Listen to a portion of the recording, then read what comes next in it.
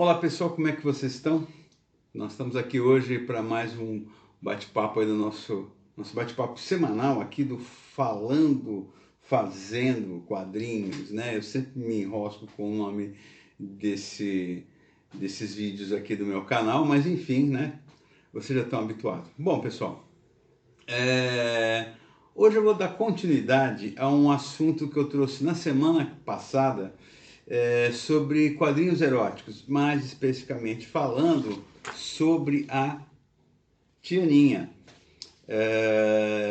Eu abri o vídeo anterior falando um pouquinho da Tianinha e entrei sobre a questão do vídeo erótico, dos quadrinhos eróticos, desculpa, dando uma ideia, algum pensar sobre esse assunto, enfim. E eu agora hoje vou falar especificamente sobre a Tianinha. A Tianinha é uma personagem minha bastante conhecida, né? Foi uma série desenvolvida durante 9 anos consecutivamente para a revista masculina Total, né?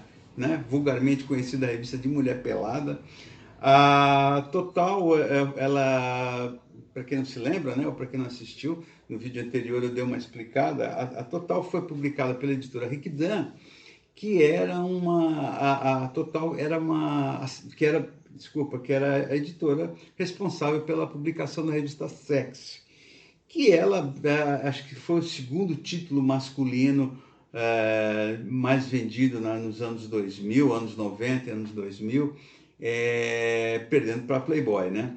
Com o avanço do mercado da internet, dos sites e de vídeos e fotografias de mulheres nuas e pornografia, esse segmento caiu muito e hoje quase ele é inexistente, tá? Por questões que dispensa a gente comentar aqui. Eu já era ilustrador da Rikdan de meados ali dos anos 90, né? Vinha colaborando periodicamente ali com algumas revistas da editora, como a Sete, e mesmo a Sexy, e até a Banana Louca, que foi a que depois veio a ser a G Magazine. Bom, naquele período dos anos 2000, me foi encomendado pelo editor da Sexy, o Licínio Rios, que foi um grande amigo meu, já falecido, né? Um grande amigo meu, que trabalhamos em várias revistas antes e num período ali que ele esteve na Sex, depois ele saiu. O Licínio foi um dos criadores da Sex, inclusive. Ele me solicitou. Eles comentavam que estavam com a ideia de criar uma versão mais barata da revista Sexy, uma revista bem mais barata para atingir um outro público, uma outra faixa de leitores, né? Para vocês terem uma ideia, a revista custava R$2 e os 9 anos de existência da Sexy Total, que depois veio a ser, né, só Total, eles conseguiram manter essa média de 2 para 1,90. Acho que nunca passou de R$2. E a ideia deles era o seguinte, era que para fechar a edição, né, era uma revista de mulher nua, né? Eu não vou mostrar aqui por questão inclusive de crianças e tal, né? Acho que dispensa. E no final da revista teria quadrinhos eróticos, né? E a ideia deles eram HQs com personagens. Então eles me pediram 3 personagens e um deles, o Licínio na ocasião, pautou muito bem que ele queria uma personagem. E como nós estávamos na época dos chans da vida, né, ele queria uma personagem meio que ironizando, talvez indiretamente, dessas loiras do chan da vida, né? Ele até frisou na época, ele falou, olha, Laudo, eu quero uma falsa loira, aquela que você vê a raiz do cabelo preta ali e tal.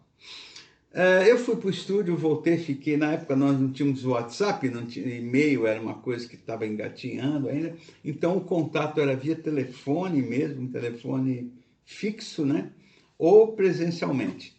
Eu lembro que eu liguei para a editora, falei, olha, depois de uma semana eu não havia conseguido criar uma personagem dentro do que era pedido pelo Licínio, e fui com uma contra-ideia para ele, que era fazer uma garota bonita, uma garota gostosa, porém diferencialmente das heroínas, das grandes heroínas do quadrinho, né? E nós estávamos vindo daquele período nas HQs, daquelas personagens da Image Comics, né? Onde existia um exagero terrível, né? Era muito sexualizada, aquela coisa de fazer quase torcendo a espinha da personagem ali, quase não, torcendo a espinha da personagem para que ela ficasse extremamente sensual e provocadora.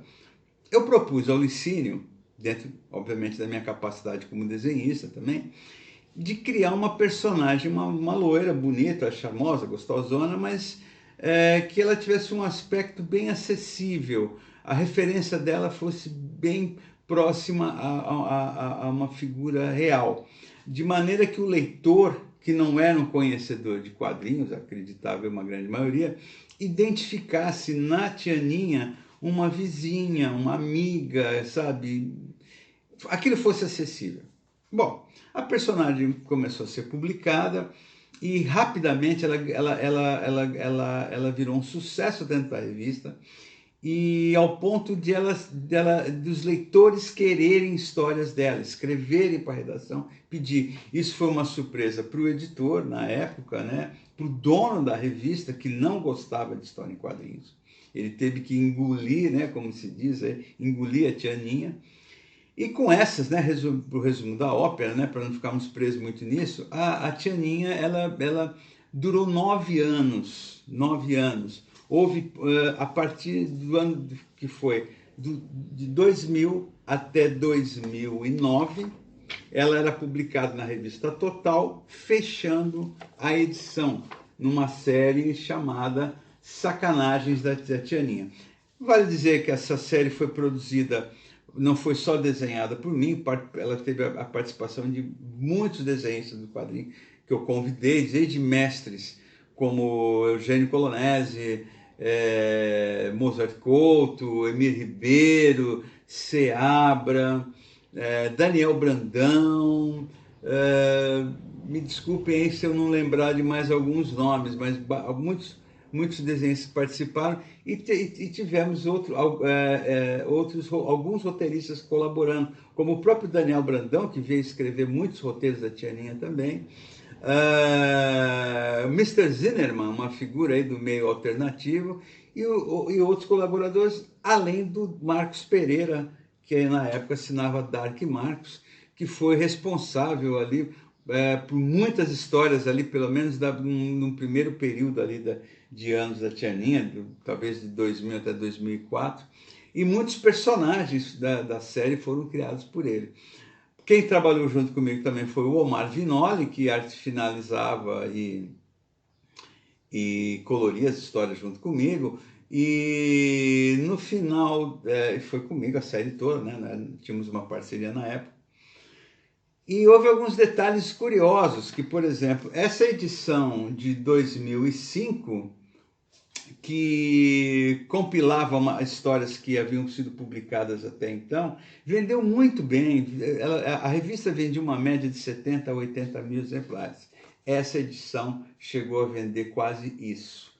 Para a editora, foi muito bem de vendas, mas para o quadrinho nacional aquilo foi um arrombo, né? Foi algo incrível, assim, foi uma venda espetacular. E houve algumas coisas, né? Talvez até muito por causa de uma entrevista que eu dei na época para o Otávio Mesquita, que no passado havia sido um dos diretores, um dos criadores da Sex. Na ocasião do lançamento dessa edição mesmo, houve um raciocínio por uma grande parte dos leitores que achavam que a Tianinha era uma pessoa de verdade, ou seja, era uma garota que contava as histórias para mim, desculpa, me fui de raciocínio. Contava as histórias para mim, para um amigo desenhista, que levava isso para os quadrinhos. Se vocês pensarem que isso aconteceu em 2004, 2005, num período que a internet não era o que hoje, a internet estava bem engatinhando, esse burburinho ele foi acontecendo muito sem eu entender o porquê que acontecia isso. Óbvio, eu tive minha parcela de culpa que deixei isso acontecer, e também porque eu tinha uma página na internet, que era o Fotolog, né? É algo pré-blog, inclusive, que eram umas páginas onde semanalmente, acho que uma ou duas postagens por semana, não me recordo agora, a Tianinha era a Tianinha conversando com o usuário, a pessoa que ia até a página dela. Então ela falava alguns assuntos ligados a sexo, falava de alguns filmes eróticos, falava sobre quadrinho e falava das histórias dela. Sempre tendo essa coisa como se fosse uma garota que estava postando. E isso moveu uma grande celeuma. Uma grande celeuma, a Tianinha teve um grande público consumidor. A página desse fotolog dela, eu não lembro se era Tianinha HQ, eu não lembro agora, que isso faz muitos anos, chegou a ter uma média de 230 mil visitações no mês. Acreditem se quiser, sabe? Isso para o próprio meio dos quadrinhos é pouco sabido disso, sabe?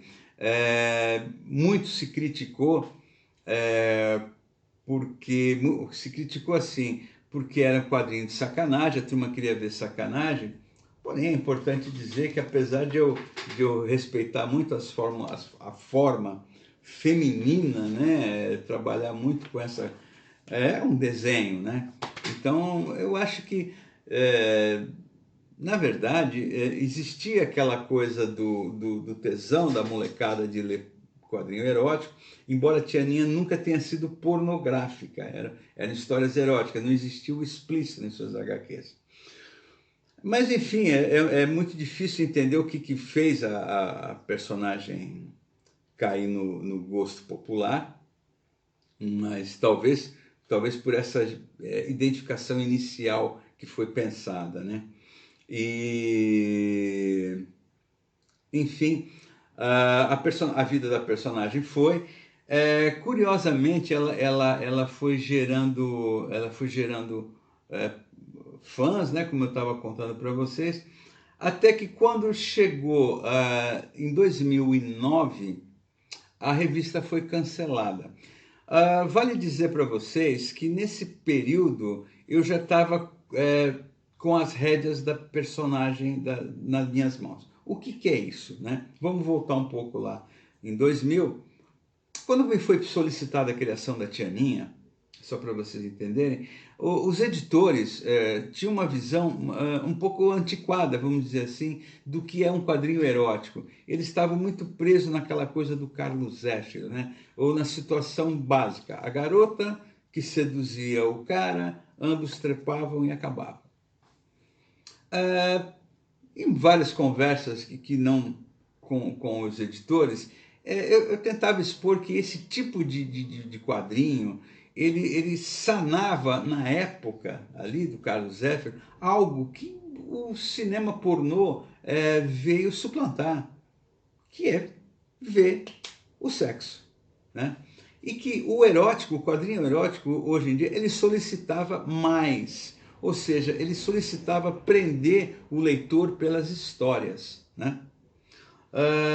Mas isso, eles, né, queriam manter essa linha, né? E como eu estava contratado para isso, mas a partir de 2005, com o sucesso de venda dessa edição especial, o sucesso da personagem na série das edições da Total, eu comecei muito sutilmente, né, a tomar as rédeas dessa história. Isso muito se deve à mudança da editora. Eu trabalhei com duas editoras, com duas mulheres que editaram a revista e a personagem, e por ser jovens, né, elas entendiam muito bem, e mulheres também, talvez, elas entendiam muito bem qual era a minha ideia. E lentamente, aos poucos, eu fui tomando as rédeas da série e passando a contar mais histórias. Ao passo, para vocês terem uma ideia, em que chegou edições em que não existia cenas de sexo nas histórias, mesmo saindo numa revista de mulher pelada. Ou sequências em que outras personagens apareciam, menos a Tianinha. Isso, óbvio, provocava algumas incompreensões, revoltas por parte dos leitores que pediam que a Tianinha aparecesse pelada. Enfim. A personagem, a série, como eu estava comentando com vocês, agora retomando o raciocínio, a série foi até 2009, quando a revista começou a ter uma queda muito brusca de venda, por causa daquilo que eu comentei com vocês, dessa questão da pornografia, da mulher nua, da acessibilidade da internet, de você, do cara que fosse a fim de ver, teria milhões ali a seu dispor na internet, não precisaria comprar uma revista. Em contrapartida, a série ia muito bem, porém já não havia possibilidade da personagem continuar sem ter um veículo condutor, então a revista foi cancelada e, consequentemente, a série também. Eu não lembro agora, mas a história da Tianinha foi publicada, acho que em meados do ano de 2009, e com essa a série acabou, né? A série acabou. Nesse período, eu achei interessante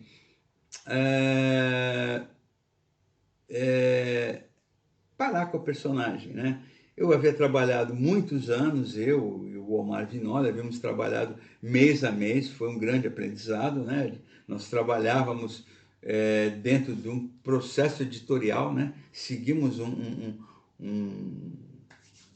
cronograma editorial ali, né? Quer dizer, tudo tinha que ser produzido dentro de um tempo para que a revista tivesse o fechamento mensal, né? Para entrar em gráfica. Foi um grande aprendizado, né? Trabalhava, lidar com o relacionamento com o leitor, né? Poder, e principalmente quando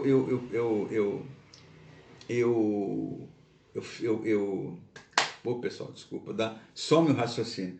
Principalmente quando eu tomei as rédeas da série, podendo já fazer o que eu queria com a personagem, logicamente respeitando limites, né, do que a publicação pedia, eu podia brincar com o leitor e com expectativas e ansiedades do leitor, algo que eu gosto de fazer nos meus quadrinhos até hoje, né?